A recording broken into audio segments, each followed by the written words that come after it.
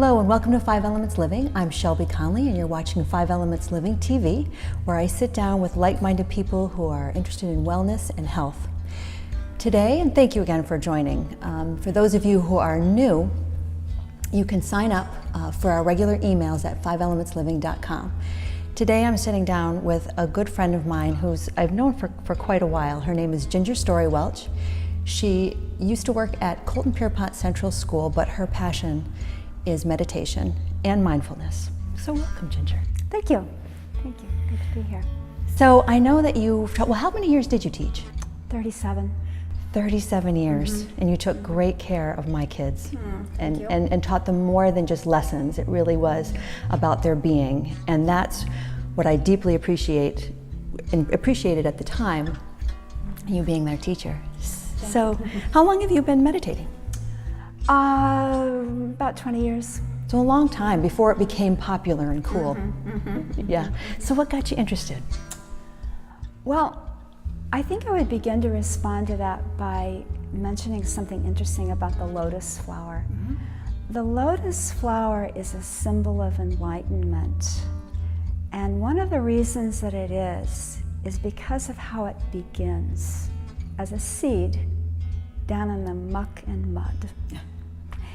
And it has to germinate in the mud. No mud, no lotus flower. Simple as that. And so for most of us, our journeys towards the light begins in some kind of mud. It's so true. It's certainly true for my life.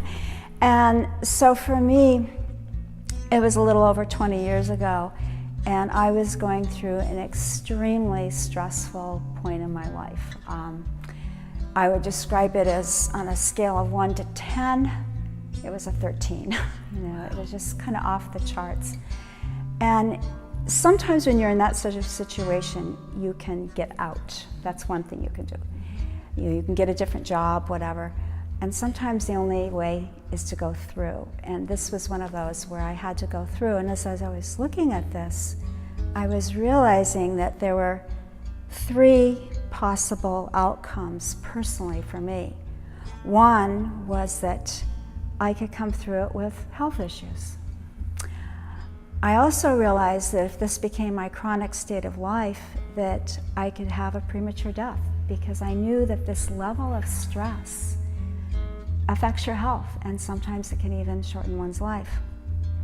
And the third possibility was a little more optimistic than those other 2, was that I could get really good at taking care of myself so that those other 2 possibilities did not manifest. True. And when I saw it that starkly, you can have illness, you can have premature death, or you can take care of yourself. It was a no-brainer. No-brainer. I knew I didn't have time to get sick, and I was aware enough to realize that taking care of myself would actually take less time than getting sick. And Shelby, it was like a wind came through my life, and all of those years of thinking and planning and talking about taking better care of myself, all of those reasons and excuses for why I couldn't do it as well as I really should just got swept away. And I was left with 2 words: you must. And I'm really... And that came from within. You must. And I'm very glad and very grateful to those who are my teachers and mentors and whatnot that I did. And not with any kind of perfection, and certainly not without regression and recommitment and stuff like that.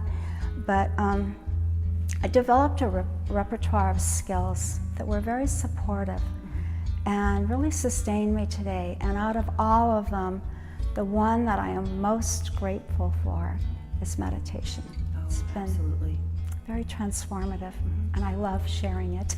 Oh, that's great. And we're going to be hosting a class here. It's a 6-week class on Monday evenings.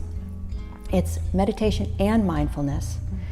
And we're going to be going through about an hour and a half worth of time for each class. However, how is that going to be broken up? Well, We'll start out with just a little relaxation because everybody's going to be coming, stressed and busy and all. Well, the fall is starting, and so that is it's a brand new page for people to start in the fall. So that's why we chose that. Exactly. And I want to allow people time to share once we get into the class, not so much the first class, when we're just going over the mechanics of how to meditate.